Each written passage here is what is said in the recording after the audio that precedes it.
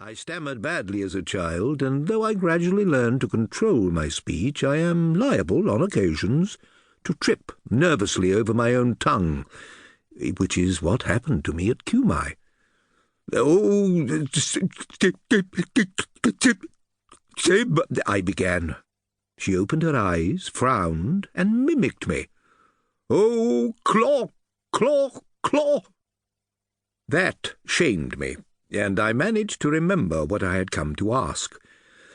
"Oh, Sybil, I have come to question you about Rome's fate and mine." Gradually the prophetic power overcame her, and she uttered a Greek verse in the voice of the god.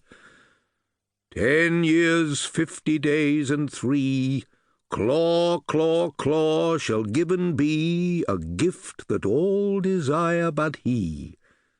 To a fawning fellowship he shall stammer, cluck, and trip, dribbling always with his lip. But when he's dumb and no more here, 1900 years or near, claw, claw, Claudius shall speak clear.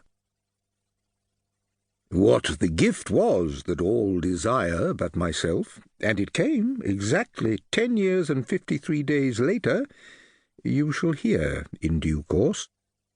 The lines about Claudius speaking clear puzzled me for years, but at last I think that I understand them. They are, I believe, an injunction to write the present work. When it is written, I shall seal it in a lead casket and bury it deep somewhere for posterity to dig up and read.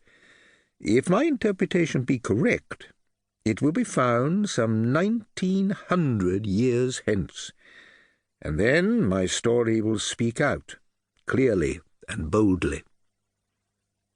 If I could start this story fairly with an account of my infancy, going no farther back than my parents, I would certainly do so, for genealogies and family histories are tedious. But I shall not be able to avoid writing at some length about my grandmother Livia, because, unfortunately, she is the chief character in the first part of my story, and unless I give a clear account of her early life, her later actions will not be intelligible. I have mentioned she was married to the Emperor Augustus. This was her second marriage, following her divorce from my grandfather. Livia was of the Claudian family, one of the most ancient of Rome, and so was my grandfather. There is a popular ballad, still sometimes sung by old people, of which the refrain is that the Claudian tree bears 2 sorts of fruit, the sweet apple and the crab, but that the crabs outnumber the apples. My grandfather was one of the best of the Claudians.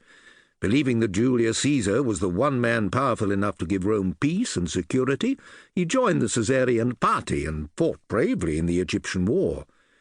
When he suspected that Julius was aiming at personal tyranny, my grandfather would not willingly further his ambitions in Rome, though he could not risk an open breach. He therefore asked for the office of pontiff, and was sent in that capacity to France, to found colonies of veteran soldiers there. On his return, after Julius's assassination, he incurred the enmity of young Augustus, Julius's adopted son, who was then known as Octavian, and his ally, the great Mark Antony, by boldly proposing honours for the tyrannicides. In the disturbances that followed, he sided now with this party, now with that. At one time he fought with Mark Antony's brother against Augustus of Perugia in Etruria. But, convinced at last that Augustus aimed at the restoration of the ancient liberties of the people, he came over to his side, and settled at Rome with my grandmother Livia and my uncle Tiberius, then only 2 years old. My grandmother Livia was one of the worst of the Claudians. She may well have been a reincarnation of that Claudia, sister of Claudius the Fair, who was arraigned for high treason, because once, when her coach was held up by a street crowd, she called out, "If my brother was alive, he knew how to clear crowds away. He used his whip." When one of the protectors of the people, tribunes in Latin, came up and angrily ordered her to be silent, she retorted, "Don't forget that we Claudians have had some of you protect